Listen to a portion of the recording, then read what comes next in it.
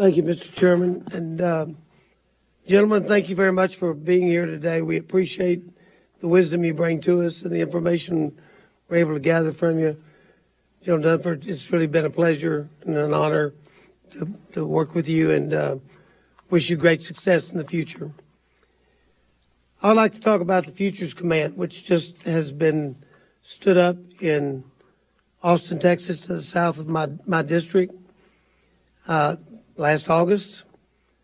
It's designed to reorganize the Army and address procurement requirements and warfighting concepts.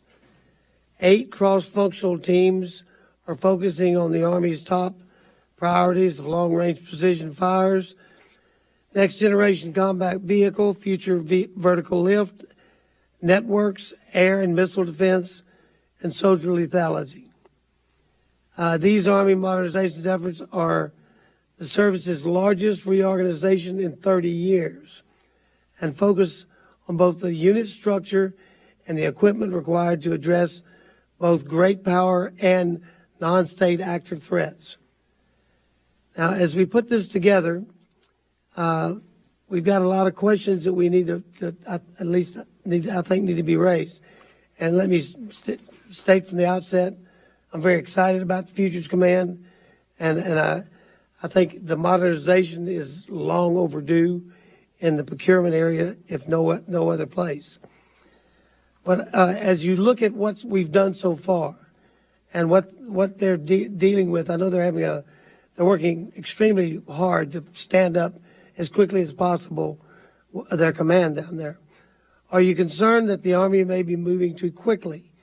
Are they putting speed ahead of thoughtful planning? Who in the department is overseeing the Army's requirements process as well as their procurement activities? The Army is proposing to eliminate, delay, or cancel 186 existing programs to shift funding to future modernization. What happens if Congress doesn't approve the plan? How do these decisions affect the overall defense industrial base, particularly small businesses? The Army has a recent history of large and costly acquisition failures. Future combat systems, $21.4 billion, invested from 2000 to 2009 and then canceled. The Comanche helicopter, $110 billion invested from 88 to 2004 and then canceled. The Army is embarking on another round of heavy investment in the future technology. What do you perceive to be the difference this time? I'm assuming that's a question for me, or many questions. First of all, and I've had a number of conversations with Chairman Visklosky on this subject, so maybe I'll talk about kind of the 3 big challenges as I see them. Let's maybe start with I'll give the Army credit for the fact that they have a modernization plan. Let's just say that those 6 elements that you've identified are the right ones. And then I have a lot of confidence in General Murray and the team that he's been putting in place around him. There's, when I just broadly look at what they're undertaking, it's more right now about execution than it is about strategy. And if I was going to, there's 1,000 tasks that we have to undertake, but if there were three major tasks that I would undertake, the first one is, how are they setting their requirements? So let's use long-range precision fires as an example. When they determine both range and cost, against the Russians or the Chinese, are they making sure that we've got the right range and enough growth? And if we go all the way down through vertical lift, networks, whatever they choose as those requirements, they have to win. So if we get that part wrong on the front end, and that's where we've been putting in a lot of support around General Murray, because if you just go through the Army, no one's there that has done any development. It's been 30 years, so you left the Crusader out. But there's this whole litany of these failed programs, and so that's why I worry about the execution piece. The programmatics is going to be the bread and butter, but if we get the requirements wrong, it's game over. The part where we've spent time with Chairman Visklosky is, if you're going to develop all this new capability, how do you transition out of the current industrial base, all the programs? That's the real work that has to be done now, because you're making bets. If you take too much schedule risk, and then you don't achieve that, and we've already told employees that we're going to change the industrial base. I mean, that's unfair to them. I mean, there's a whole bunch of complexities here. I think that's where the Army is right now. I spent a lot of time with Dr. Esper, General Milley, but I mean, this is like collectively, this is as big a program as you're going to find. This is where we all have to really help. We have to help the Army. I know we can shine a spotlight on the things that they need to do, but we really need to help them because it's such a large undertaking. But that's how I've been really working with, especially General Murray and the Army.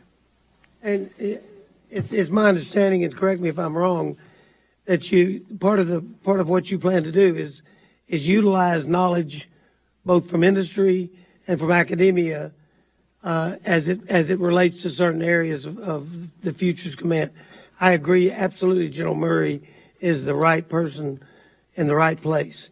He's quite effective man, and so I'm very proud of him, and I think he's going to do a fantastic job. But you got to have big shoulders to bear this thing up, because it's going to be a new concept. I'm very hopeful because if you look at industry versus government, industry is all about a bottom line, and it all has to do with profit and loss. And so therefore they are looking in detail about everything. And I think as we re-look at how we procure things, and I know that we've been discussing this for a long time, I think we might actually become a more effective purchaser and a more effective warfighter by doing it. But it is a big job, and whatever resources that we can put to help, we need to know about those resources. And I know you put a lot already into it, but I hope we will continue to inform this committee as to what resources you need so this can be a success. We don't want this to be a gigantic failure. We want it to be a gigantic success. So I love the great out-of-the-box thinking, and I hope it rewards us very well. Thank you, Mr. Chairman. Thank you. I appreciate the gentleman raising the issue, and Mr. Secretary, I do appreciate your comments. It is much easier to go down that new road, very exciting road, as programs get adjusted and dissipate. Those are very difficult problems to address, and I appreciate your serious approach to it in bringing that up today. I really do. First, okay, thank you, Mr. Chairman. General Dunford, again, one of the key war heroes we have in this present time. These are some of those dangerous times, and your leadership has been fantastic, and I just want to acknowledge that. Acting Secretary, I appreciate your candor, your direct answers to questions, and your reaching out to all of us. And, I just hope that the theme when it comes to national security, it's USA first. And if we can just live by that, we'll have our issues, but that's extremely important. And now, what I want to get into, over the last few years, our committee has discussed old and new threats facing our nation, including nuclear weapons. In my opinion, if Russia, China, and the United States get into a nuclear war, the earth is over as we know it.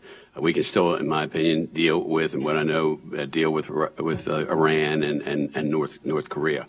Now, whether it is due to the development of lower yield nuclear weapons, armed control treaties being broken, nuclear proliferation, or questioning what does and does not warrant nuclear response, I don't think there's any doubt that this threat, again, is severe. I also do not think the solution is for the United States to unilaterally disarm or not to develop certain type of weapons. If you look at world history, if you are weak, you can be taken and might be taken over. So I believe since World War II, we have not had a world war, and I just think we need to go on the course we are, and that's why this committee is trying to do what we can to help. And I do want to raise the issue, too, of sequestration. I've tried to answer the question since sequestration with every admiral and general. And each and every one, including you all today, have said sequestration is probably one of the most severe problems that we've had. It's made our military weaker. It's hurt us in many, many ways. Hypersonics were behind the eight ball in these areas, the Russia and China, because of sequestration. And shame on all of us, Republicans and Democrats, if we continue to allow that ever to kick in again. So it's just a good message, and I'm glad you're there. Now, the United States, again, must maintain that nuclear deterrent. However, what concerns me is the degraded ability of the United States and countries such as Russia and China, or even North Korea, to de-escalate conflict before it leads to nuclear exchange.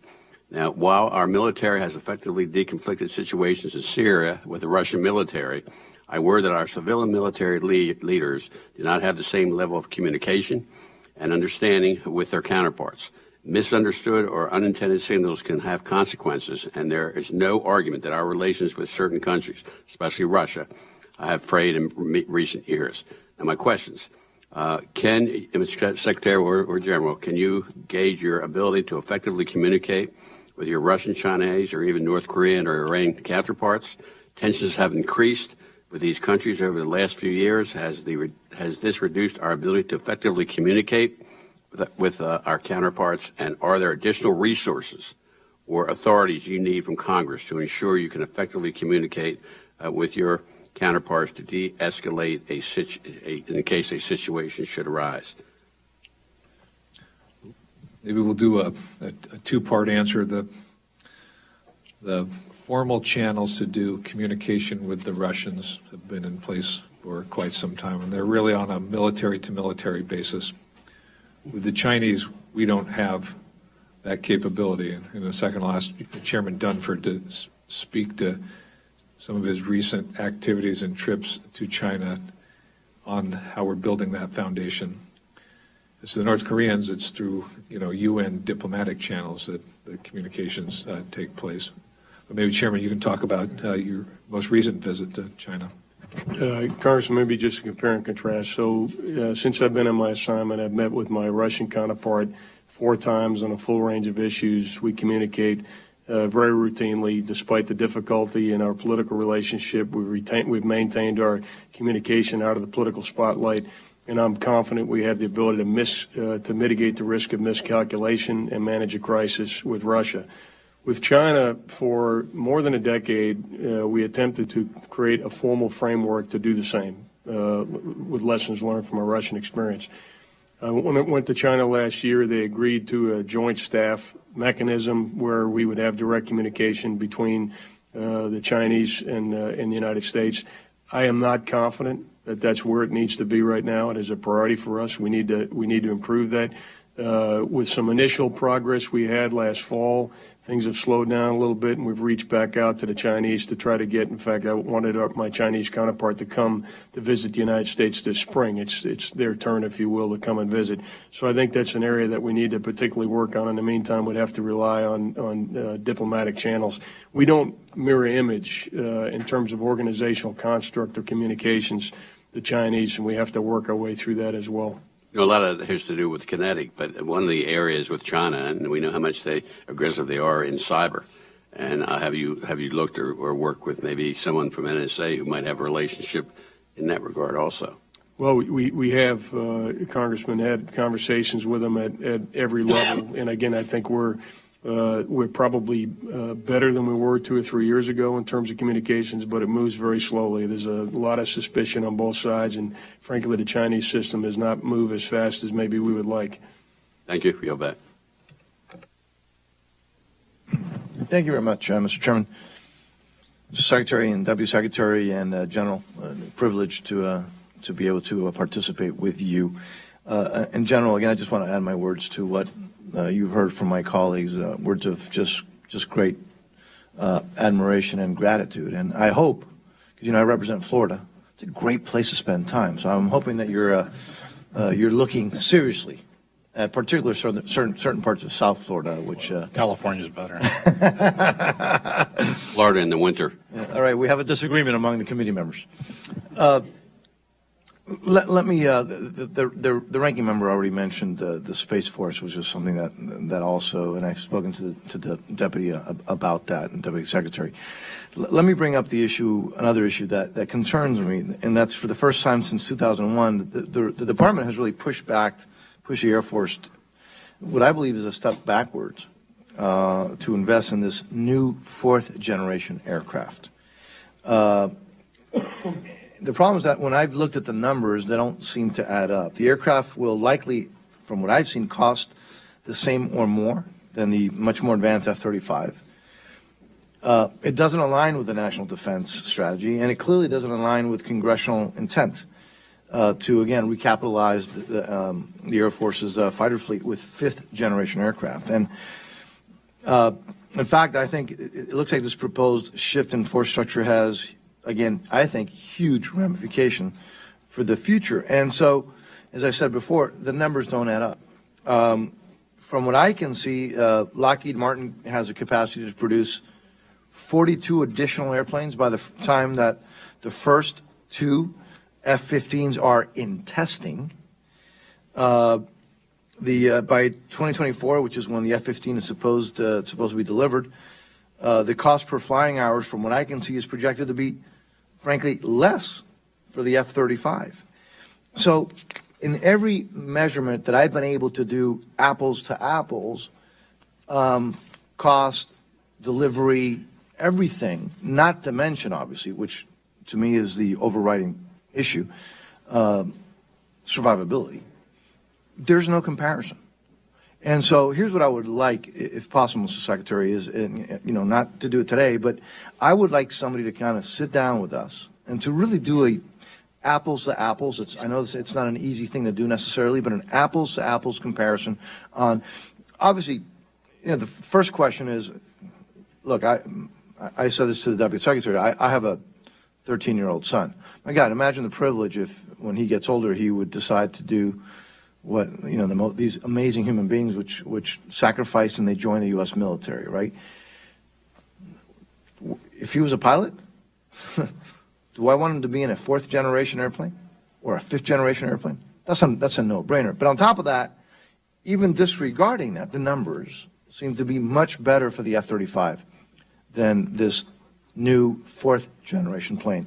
And so that's just point number one that I hope that somebody can get back to me. And so I don't need a comment now. I just do need somebody to get back to me because, I don't know if anybody does have a comment. Absolutely, Congress. We will get back to you with the information and walk you through at the detailed level. On the flip side, the light attack aircraft. And so, I have had some meetings, not the meeting that I had with the Deputy Secretary, who I think was highly productive, by the way, so thank you, sir. But I've had some meetings before, I won't mention with who, to try to get some answers as to what happened there. And since I've been in Congress, it's probably one of the, again, not the meeting that I've had with that gentleman here, but others, probably the worst meetings I've ever had. I'm still waiting for some answers. Have not gotten answers on what happened there, the decision-making that took place there, to, in essence, kind of pull back on what seemed to be something moving forward. And so I've expressed those concerns privately. I just wanted to, again, hopefully ask if I could get a response, a detailed response, so we can look at it responsibly to figure out what happened there and how that decision was taking place. Absolutely. We look forward to getting together with you. And I appreciate that. I will go back to, again, I have some issues about some comments about the Space Force, but I don't want to abuse of my time. So I do look forward to getting some real answers. And again, I will end this round by, again, General, thanking you for your service. Just our gratitude, as you can hear from all of us, is sincere. So thank you. Thank you, gentlemen. Thank you, Mr. Chairman. I yield back. Thank you, Mr. Chairman. Thank you, gentlemen. A couple questions. One, I want to kind of follow up on Mr. Rupersberger's question with regard to China. Just following the Belt Road Initiative, following everything you're doing, and I think the defense strategy really captured the great power competition that we're all talking about now. One of the questions I want to talk about and ask is the proliferation of the 5G services. In March, Italy agreed to 29 deals worth $2.8 billion related to the Belt Road Initiative. Just last weekend, the UK reportedly agreed to permit Huawei to build non-core parts of Britain's 5G network. Secretary Pompeo has been blunt that America may not be able to operate in certain environments if there is Huawei technology adjacent to it. General Dunford, in an article in Roll Call, cites you as saying that if London decides to proceed with Huawei's equipment, intelligence cooperation between the two countries could be undermined. Can you elaborate on those comments, specifically on the threat to U.S. national security by the expansion of Huawei building 5G networks at home or with our allies, and also if you can touch upon your comments with regard to the UK? Sure, Congressman. We start with, as you saw in a national defense strategy, we view allies and partners as a source of strength. It's critical to us, and I think we all agree on that. And one of the things that underlies an alliance is the ability to share information. And when we share information with allies and partners, we have to have common standards of information assurance. We have to be sure that our secrets are protected, whether it be intelligence or technology transfer. Those things have to be. And so in this venue, what I would say is that as we look forward, whatever decisions we make individually, whatever countries decide to do, it has to be informed by where we want to be on the backside of the new network. And if that network, if we're not mutually assured that that network is secure and we can exchange information, it's going to impede our ability to be allies and to share information as freely as we have in the past. Man, that seems devastating. If with the UK we can't have the deepest level of cooperation. Well, this is the argument that the Secretary has been quite vocal about in doing that. Again, I just outlined that this is less about an IT issue than it is about the very connectivity between allies. Yeah. Maybe just a comment here about the nature of competition with China. What you see with Huawei is dumping, right? I mean, the integration of civil and military and the state-owned enterprises in China allow them to have price advantage in the marketplace. And so economics supersedes security. And that's what you're seeing in many of these countries as they make their decisions. The telecommunications industry has more influence in policymaking. And in our country, as we start to look at, and this is going to show up in rural infrastructure. Yeah. How do we protect ourselves? Because the way I think about this is, can you trust the network? There's a lot of technical, language that goes along with Huawei and others, but it's really, can you trust the network? And if we're going to exchange information, you can see how much more. With 5G, we're going to have billions of devices connected to the internet, and if you can't trust what's on the network, and cyber is so important, we're really disadvantaging ourselves. It's easy to say what we're against. We have to put together a solution for our own country.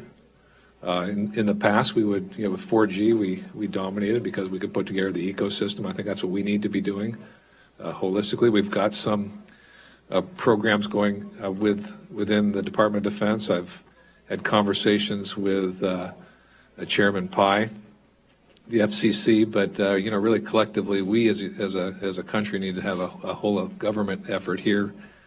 And it plays into 6G. I mean, this just really is part of our future, but it's critical. That's my concern. I'm sure it is, just from reading the defense strategy, the whole of government approach that China does. Now, when I started in Congress, and it still happens, they dump steel. Right. Oil country tubular products are coming in and they're dumping it and putting our steel workers out of business. Now they're doing the same thing with the advanced technologies. And we've got to figure out how to use the whole of government approach, including our private sector, to start dealing with this. So we want to be partners with you as we walk down this road together.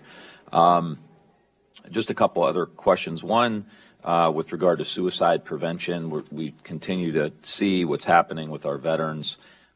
We've seen suicides. Two weeks ago, 3 veterans killed themselves at VA facilities, and just this weekend we had another vet in Ohio. And you're kind of the last, sometimes, because most of these vets don't go to the VA. So you're kind of the last stop for them with any kind of connectivity. What are you doing to ensure these service members receive the support they need for the mental health issues that many of them are dealing with? I could start, Congressman, and frankly, with your help and the interest of others, as you know, we've increased the access to mental health care significantly over the last few years, and you've been tracking this probably 8 or 9 years now, reduced the stigma. And I really do believe that that particular issue is largely behind us, certainly much more so than it has been in the past, where people are willing to. What I spoke about earlier was breaking down the barriers, and I'm convinced each of the services are working towards doing this. But one of the things that I've seen in my own experience is that not everybody has a complete sight picture of an individual. So if they're seeing a chaplain for help, or they're seeing a leader for help, or they're going to seek mental health care, there isn't a way to see all elements of that individual's life. And that's one of the areas that I think the services have made significant progress, is breaking down those barriers so we can see the indicators of mental health challenges, and then intervene when those things are there. And I think the other significant area that we've made progress in is alerting. These individuals are never alone, and there's always somebody that knows something, and alerting peers to intervene as well, and to alert leadership. And for the examples the sad examples you raised, the suicides, I could give you many examples of where young Marine soldiers, sailors, or airmen have actually seen a change in the behavior of one of their buddies, and they've actually raised that to leadership and done what we call a save, and they've identified somebody who was suicidal and brought it to our attention. So despite all that progress, we're not satisfied with the overall outcome. But I would tell you, I'm closer to the end of the beginning, has been alluded to here. When I look at where we were when I was Assistant Commander of the Marine Corps in 2010, and where we are today in the department in terms of dealing with mental health, our awareness of mental health, our efforts to try to improve the process, and more importantly, to elevate the issues so that people are comfortable talking about it and seeking help, I think we've made a lot of progress. I'm by no means complacent or satisfied with where we are, but the trajectory that we've been on is I think, the right trajectory. And with your continued help in resourcing these programs that we spoke about, we'll continue to make progress. Great, thank you. Got a lot of work to do. Mr. Secretary, one last quick question, parochial issue. The missile defense review that was released January 2019, at that time no decision was made on the third ground-based continental U.S. interceptor. We at Camp Garfield in my district is one of the top 3 choices for the East Coast Missile Defense Site, and the site would create 2,300 jobs where we desperately need them in Northeast Ohio. The environmental impact study was completed, and as I understand it, there's no other impediments to making a decision on the third site. Has a decision been made on this at all, or can you update me? Yeah, no, I believe a decision is made, and before I say what the decision is made, let me just check that I'm current. Let's break news right now. Yeah, no, I've done that before. It doesn't always go my way. So, but I'll get you an answer today. How about that? Okay. Yeah. Terrific. Thank you. Yeah. I would simply want to support the gentleman's conversation about Buy America, not exclusive to the issue of steel, but products, and especially when you think about technology and our dependence, I do think it's an important issue. Mr. Quayle. Thank you, Mr. Chairman. Again, I want to thank all 3 of y'all for your service. I want to talk about the border. I live at the border, and I appreciate folks like y'all that come and visit us once in a while, but I want to make sure you don't take a 5-minute or couple-hour visit and tend to know better than some of us live on the border, and I say that very respectfully. Putting concertina wire on some of our international bridges, let's say Laredo, largest inland port, 16,000 trailers a day, safer, about 3-4 times safer than Washington, D.C., is a little insulting to us. But doing some of the work that I spoke to the Deputy Secretary yesterday that would be very helpful, that the military can help, is addressing the Carrizo cane. And I didn't bring any pictures, but I showed it to the Deputy. That would be very helpful. That's an invasive plant that grows along the river in Texas on both sides, and I wish the Mexicans would do their part also.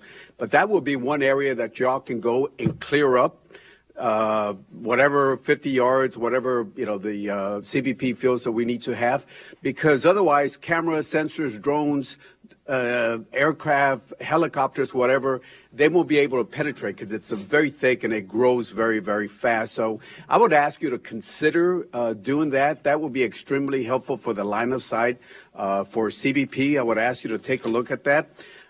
Changing subjects to Latin America, I get concerned that in places like Mexico and Chile and other countries, when they poll, China and other countries are doing better than we are for various reasons. So we need to have a better presence there. I know last year we did the Indo-Pacific Initiative. And one of the things I also spoke to the Deputy Norquist yesterday is for y'all to consider whatever we want to call it, Plan Latin America, where we also do training and education, not militarize the border. I mean, Latin America, because there is a lot of sensitivities there, but there's a lot of things that we can do. And I believe I gave some information to the secretary, to the deputy secretary, and I would ask you to take a look at that. We're working with the, with the armed services, the NDAA, to look at that. But I would ask you to take a look at it. And finally, my last question, and ask you to respond to all three of them.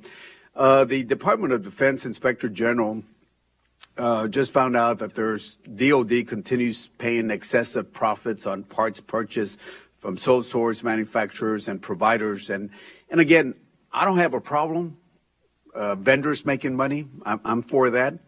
But I do have a problem when, 46 out of 47 parts that they looked at had excessive profits. Where they went from 17 to 4,451%, according to the IG. And I would ask you to take a look at it. I'm a big supporter of what y'all do. But when you have vendors losing parts, when you have all this excessive profits that are made, and I'm a capitalist, I just feel that the taxpayers are being taken advantage of. So, Mr. Chairman, I know this is my last series of questions, but I would ask you to look at those three items that I just mentioned. Border would be something that y'all, if you're going to do that, clear the line of sight for it, and you can put a lot of technology in those areas and probably do a lot more. I'm happy. One at a time. Yeah. Okay. All right. No. Clearly on, making simple improvements to visibility is something we need to work with CBP with. Our role in Concertina Wire has been to support their requests. Obviously, we can provide input to them as to these are other things that can and should be done. Yeah, the Carrizo cane elimination and the river roads. Yep. To provide access would be, in my opinion, in talking to the men and women there literally on a weekly basis, because I live there, would be tremendous. I mean, I'd be happy to follow up with Secretary Norquist and go into more details. Thank you. Then in terms of South America, the chairman and I spent a lot of time with Admiral Fowler there in Southcom. And he looks at that region through a lot of different lenses, but one of the forums that we've now included him into is our China forum. Because, like you said, the Chinese are everywhere. I mean, they're practicing their predatory economics where, they promise, great things with infrastructure, and all of a sudden you can't pay for them, and they've done all the work, and, your debt levels are very high. Most of the investment in their countries is direct foreign investment by private companies. So as a country, we don't get, the same kind of credit the Chinese do. Admiral Fowler, as part of our national defense strategy, is working with allies and partners. So in, working with the Colombians and the Brazilians, we go down the list. How is it that we want to collaborate with them so that we can address some of these, they really are threats? And then how do we counter the narrative where we're really a value-based society, and the type of the way the Chinese, the practices they bring are very much different than what we have to offer. And we'd be happy to work with you on some of the language that you've been developing. The military to military and some of the other kind of programs that we've established is invaluable in terms of how we strengthen those relationships. And then lastly, on the, paying over market, wish it was a criminal offense because we shouldn't. And I feel just as passionately about it as you do. We should pay fairly. People Right. should make a profit because they earn it, Right. and we shouldn't be overcharged. Yes. Thank you. My time is up, but I want to thank all three of y'all and Jordan Dunford. Thank you for your time. But all of y'all, thank you. I would be very supportive of what y'all do and your men and women do. Thank you. Thank you, Mr. Chairman, and thank the panel for being here. Appreciate your presence. Secretary Shanahan, I, along with a lot of people, have been following the recent developments in Venezuela, and I'm concerned with how the situation has deteriorated, and wondered if you could speak to your views as acting secretary, what the situation is, and what else we may know. We, as you're tracking, it's extraordinarily fluid. And it's almost day to day. What I would tell you is that later today, Chairman Dunford and I will be over with Ambassador Bolton, Secretary Pompeo, and Secretary Mnuchin's traveling. But we are working this as a whole of government. And when people say there are, all options are on the table, they literally are.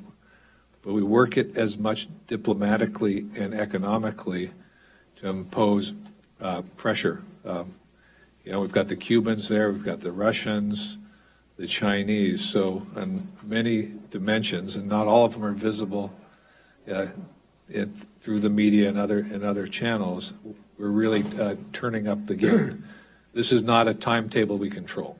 Right. And to the degree we can respond and alter our tactics and take advantage of the situation. We have been. I don't know, Chairman, if you want to add a comment or two. We've done exhaustive planning, so there's not a situation or a scenario that we don't have a contingency for.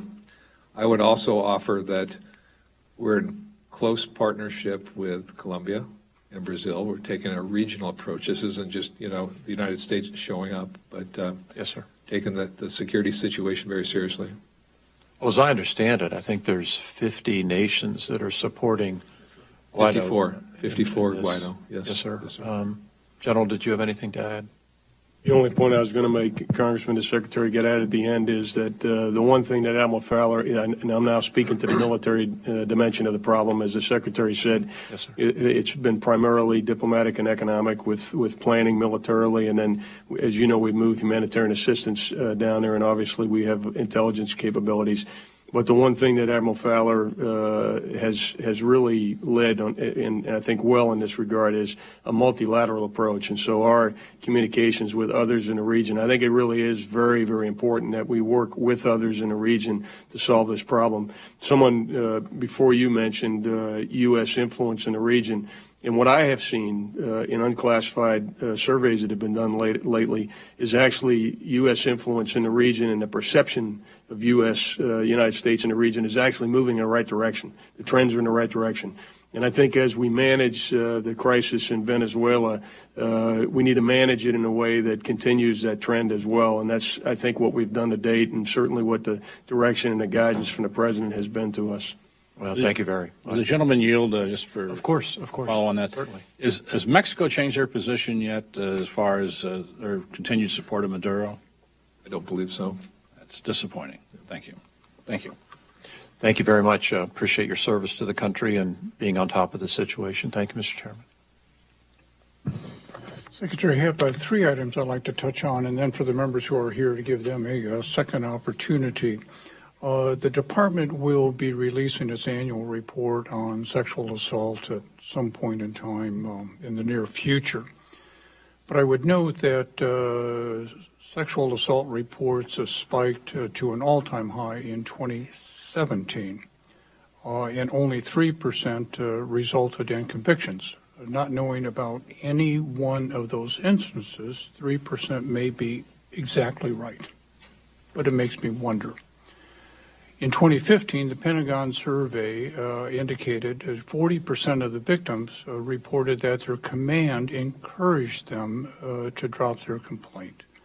with the report to due soon, and I appreciate that you gentlemen are committed to dealing with this issue. That is societal, but it is a problem at the department. Could you just very briefly touch on that, and are there any additional efforts or conversations that are taking place to deal with this issue? Sure. I'd be happy to address, and then each of my counterparts can weigh in. So, first of all, any sexual assault is one too many. No matter what the number is, the only number that matters is zero. And in this world where we're in a competition for talent, if that's the kind of treatment you get, it makes it really hard to compete for talent. So the numbers aren't in a place that's acceptable. The two areas of focus for us are one, the system itself. Is it think of it as due process. Is there sufficient resources? Is there accountability? Is the threat of retaliation mitigated? There's a number of these things, and I think what you'll find shortly, and Mr. Ryan's gone, but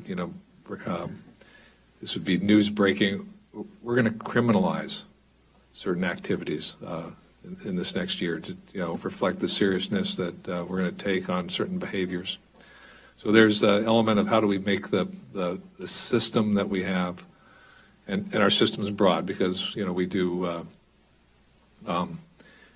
we're responsible for every dimension of our servicemen and women's behavior.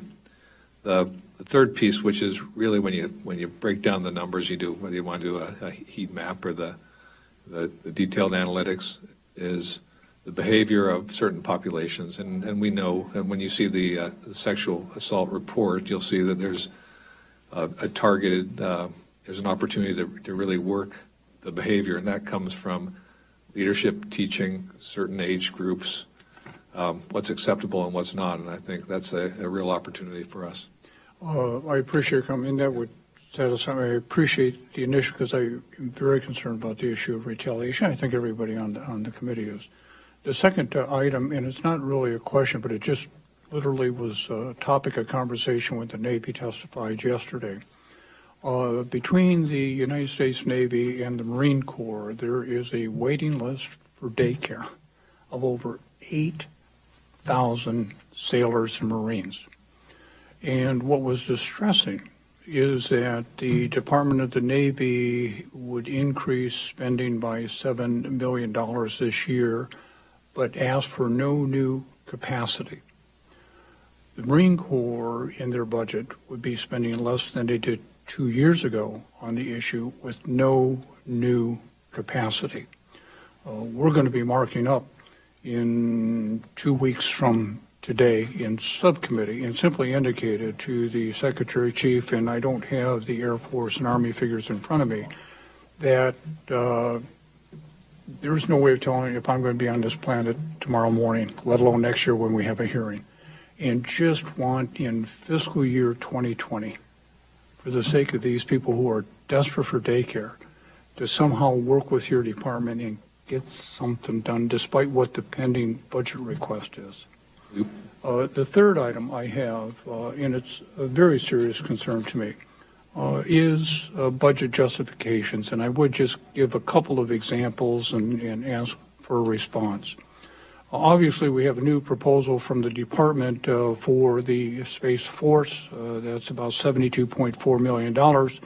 Space Development Agency, $149.8 million, and the Space Command, $83.8 million. The Space Force gives an estimate for the cost over the next 5 years, but of the three, it is the only one that gives us that extended estimate. It is $2 billion. The details for the actual implementation of the Space Force are yet to be developed, as I understand it, as evidenced by the request for transfer authority for funding for a 5-year period with an additional 2-year option as part of a legislative proposal. And again, it's easy to spend money this year and then we're stuck. We have the issue of a $250 million request for the implementations for the reorganization of military health personnel.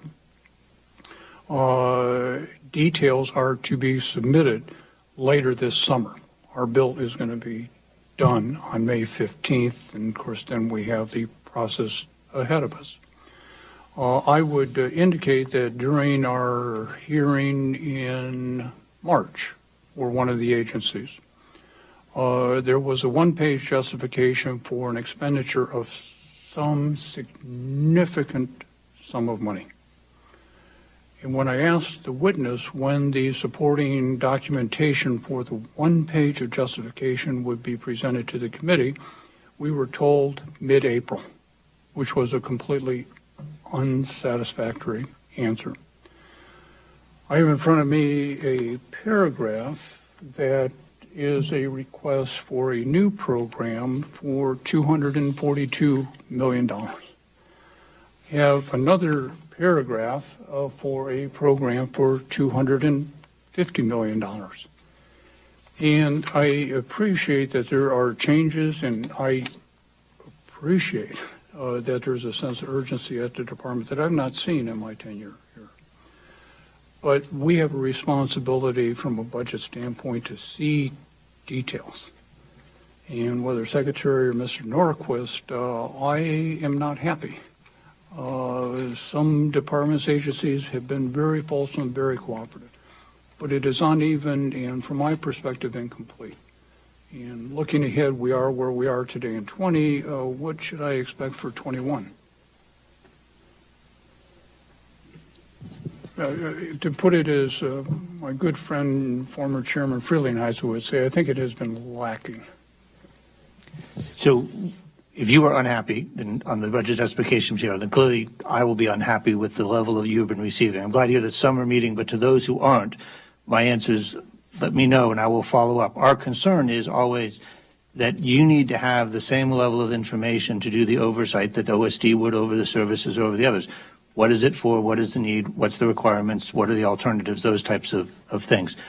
We tend to produce 116 volumes worth of budget data. It fills entire bookshelves.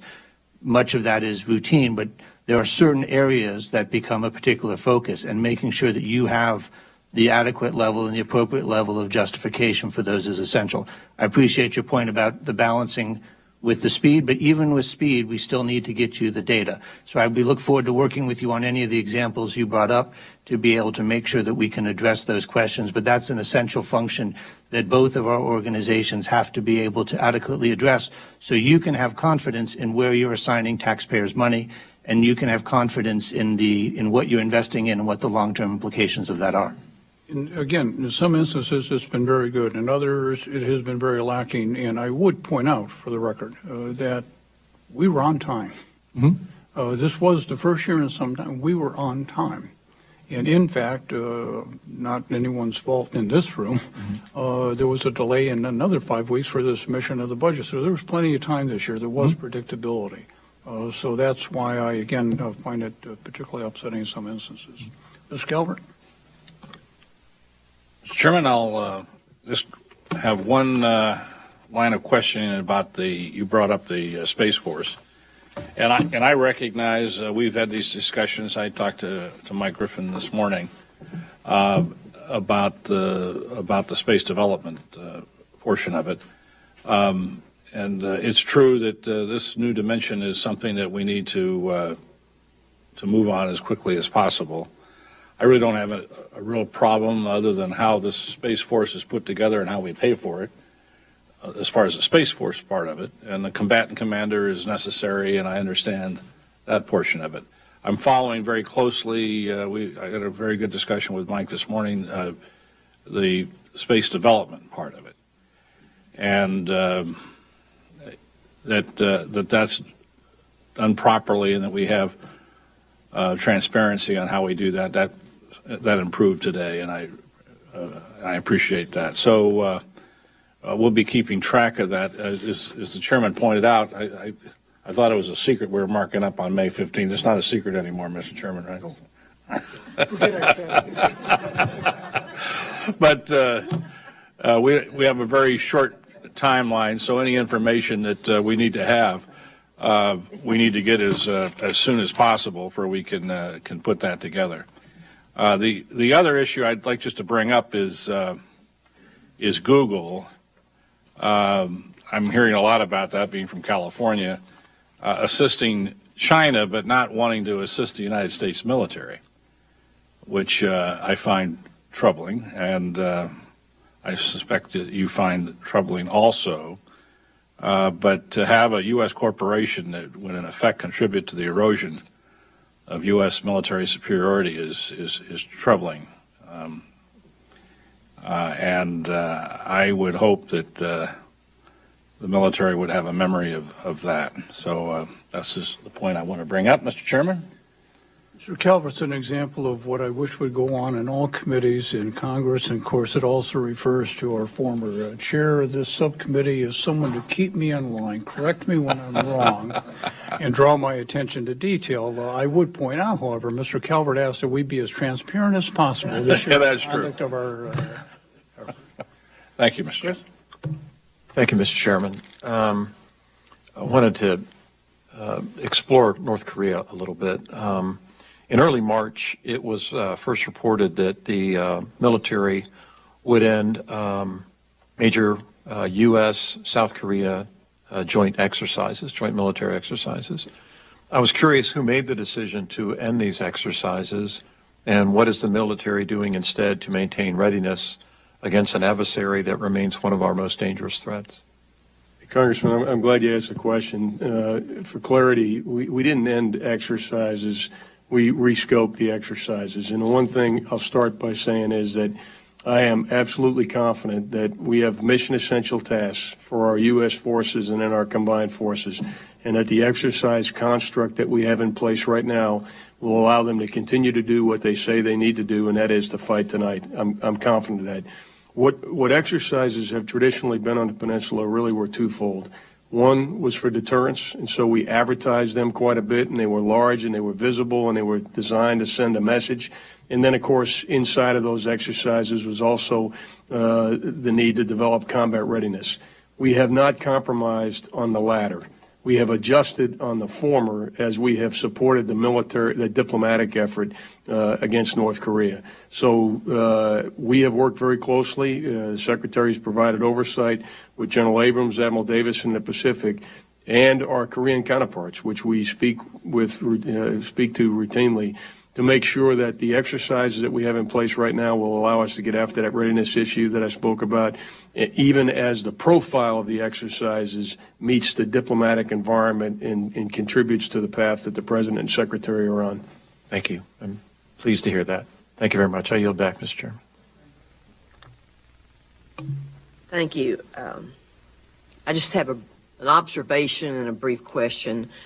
Congress doesn't enjoy a great deal of admiration from the public, and I think one of the reasons has to do with issues like we discussed today, the JEDI situation and the medical records lack of success.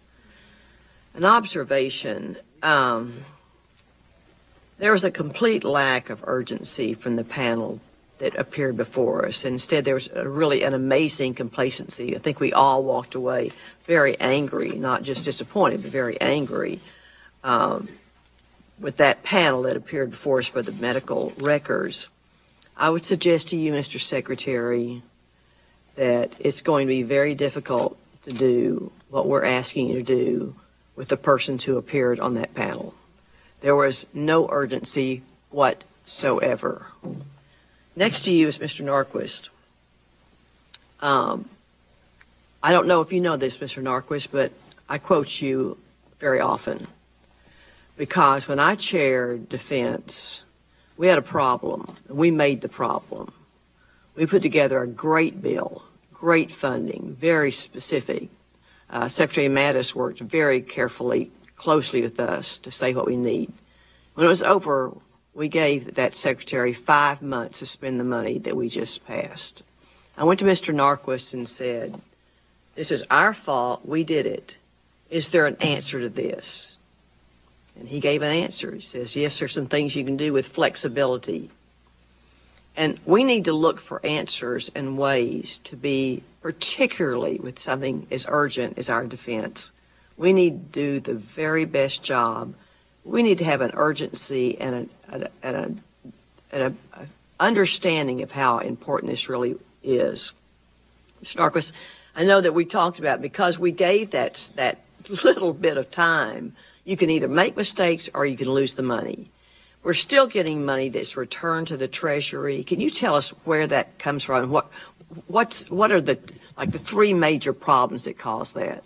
Sure. So there's a couple of things. When Congress appropriate funds in order to maintain the power of the purse, there are certain controls around them that generally extend to how long we're able to put that money under contract. So operation and maintenance funding is available for a year. Usually at the end of the year, most organizations have obligated 99.5%. We don't want necessarily to get to 100%. We want people to recognize there are certain things where you're better off not putting the money on a contract if it's not valuable enough. Once they've put it on contract, then you can either have the service comes in at less than you thought, or you could have other items that you decide to cancel the service because you're unhappy with the contract performance. Those funds are deobligated. So that's when you see reports that say the department didn't use a certain amount of money. It stayed in the Treasury because at the end of the day, the department generally did something right in terms of didn't spend it, held a contractor accountable. There are certain places in the budget where we have issues that come up. For example, general accounting officers rule that when we do PCS moves, the time we obligate the money isn't when the PCS occurs or the contract is signed, it's when we notify the family. So now you're 6 months away from having any idea of what the actual bill is. Those types of things create places where the uncertainty level is much higher. And so one of the things we look for is working with the committee as well as with internal controls. How do we get better controls around those use of the funds to be able to be better in predicting? So those are the types of the things we look at. We work with the committee in terms of ways of adjusting that, but it's both. I don't want to say it's just the committee. Internally to the department, there are things we do to try and track the predictions around how much funding is required for an item. So we leave as much, we use it for the highest priority items and ensure it gets properly executed. Thank you. On the billions that we've spent in the last, what we just determined, 17 years, 17 years on this program, we can't get that back, and it doesn't go to the Treasury, it's just gone. Mm-hmm. Let's stop that, and Mr. Norquist could be a great help. Thank you.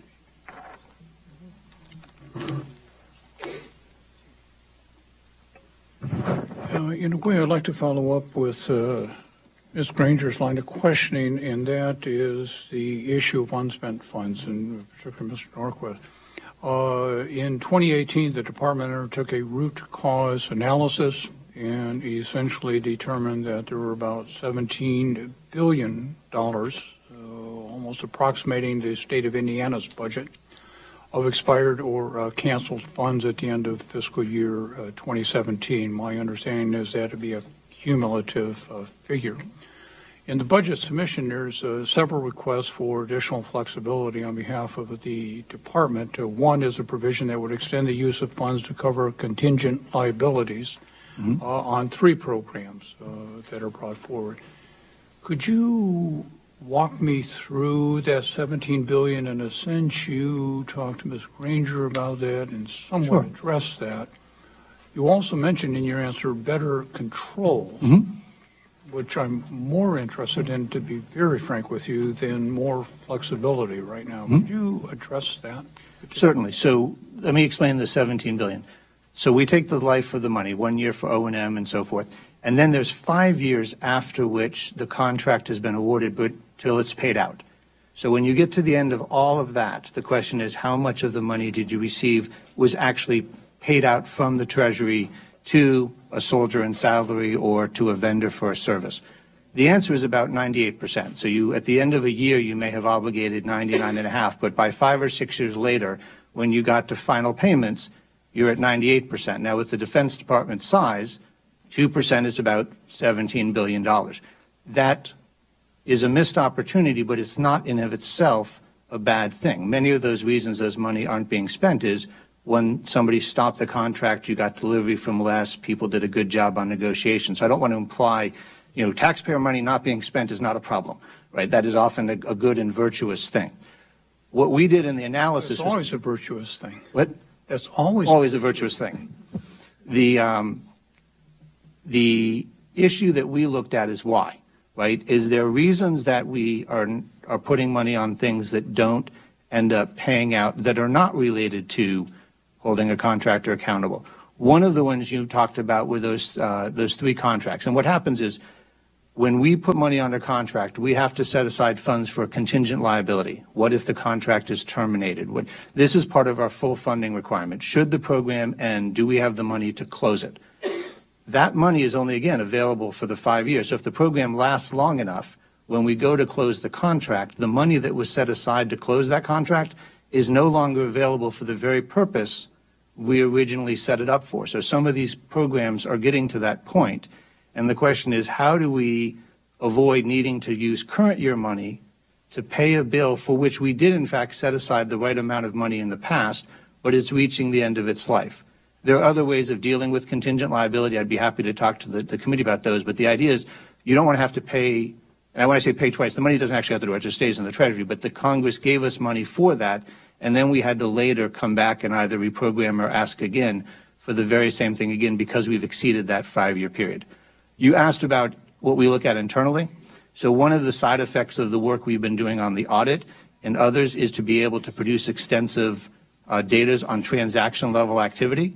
And we would find places where people were concerned that money was being ordered, put on contract, and then deobligated later. Well, now we can run analysis that determines where exactly were those. And if they occurred very short periods across from each other, right, one occurred right before the end of the fiscal year and soon thereafter, then you get to dive in and look at why that's happening. The Army found, for example, that in some cases units that had deployed canceled the orders for the supplies that they needed, and then a unit came in and the next unit who needed to fall in on that equipment then replaced the order. For the units, that didn't seem to be an issue, but for the department, we had crossed fiscal years. So the contracts that had been placed were then canceled, those funds deobligated, and new funds had to be used. Now, in that case, you can often fix it with a process change up front. But what we're trying to do in general is make sure that when Congress gives us money for a purpose, we soundly use it for that purpose. We don't leave it to be unobligated. The Congress didn't give us extra money with the idea we're not going to use it. They gave us money with the expectation that we would use it for readiness. And building these controls and working with the committee on areas where there's a legislative potential fix is very important. And I go, some of these create secondary effects, and we want to make sure we work through those with the committee so that they're solutions, not a new round of challenges. I appreciate it and do want to work through this with you because, as you point out, it could be the payment of a new person who was enlisted in the military or did not, and you have not expended those monies, or a very sophisticated contract. Also, do appreciate it is not wrong, in fact, a virtue if you have set aside monies to make sure you can meet that contract, and you come in under that and have saved people's money, that is not bad. Right. I would tell you that the question in my mind is relative to the national debt. I'm not going to have a conversation about that today, but if we borrow money, I make one set of decisions if I spend $1. I make another decision if I spend $1.10. I have a different time frame. On this annualized basis, as far as prioritization of programs, if in the recesses of somebody's mind, they know we can take monies from the past and, if you would, enhance the budget we've asked for, those prospective requests could potentially be different than they would if we know there's a fixed amount of money and we can't go back in the past and recapture those funds, if you follow my... So what I think, if I understand you, Mr. Chairman, is there is a risk, if one does this incorrectly, that somebody will bet on being able to receive the past money and therefore not act for the correct amount. That's the problem. That's what you do not... Or assume we have... Or assume they have it, right? So what we would be looking for is solutions where funds were made available for the service that was provided. So you think about, you open up ships to do maintenance and repair on the ships. Some of those ships have fewer problems inside than you thought, and therefore the cost of doing maintenance is much lower. Others, the costs are higher. You would not want to, you would want to be able to rationalize across that. What you didn't want to do is set up an incentive where people intentionally underestimated the requirement under the theory that they were going to get covered for some well. So I understand the point you're bringing is there's some risk of secondary effects, and I think we always have to be attentive into the budget rules to creating the right set of incentives, that people use money wisely and don't either feel the need to hit a high obligation rate or feel the belief that somebody will always come and rescue them if they don't have enough. And that's a tight challenge. Two requests, I would not express an opinion on them one way or the other, but do, again, harken back to your conversation with Ms. Granger where you talked about controls. I think that's the place to start. Since you mentioned shipbuilding, I would simply conclude by I understand there is a change in the Truman that would have an immediate impact on 20 in the great scheme of the budget, not significant, but $17 million in the out years. Obviously, that's a new item and would enter into discussions with you relative to that. Mr. Calvert? Oh, I'm sorry, Mr. Diaz-Balart. I apologize. Thank you, Mr. Chairman. I realize that it's getting late, and so I will be brief. Just two questions. First, about Venezuela. The reality of the Maduro's dictatorship is that you have, Cuban intel and military folks there. You've got Russian presence. You've got Chinese presence. You've got Iranian presence. You've got terrorist organizations like Hezbollah and the like. I've been saying that, to me, that is a national security threat to the United States. Am I wrong? I think what you've said is exactly consistent with what the president has said, Congressman. By the way, I would also say that that's in essence the same situation as Cuba, but speaking about Venezuela, I just wanted to get that for the record because I think this is a potential serious national security threat right here in this hemisphere. And second question is going back to the F-35 and the issue about Turkey. Do the Turks understand that if, in fact, they go ahead, and I fear that they probably will, but go ahead with these Russian missiles, that it is impossible for them to receive the F-35? Has that message been sent clear enough, or are they still? Is there any possibility that they haven't understood the message? I think there's very little possibility that they have a misunderstanding. And there is, I don't have that misunderstanding, right? And it's one or the other. They cannot have the F-35 in the same. There's no confusion on our part. Right. Just wanted to make sure. Thank you, gentlemen. Thank you, Mr. Chairman. I yield back.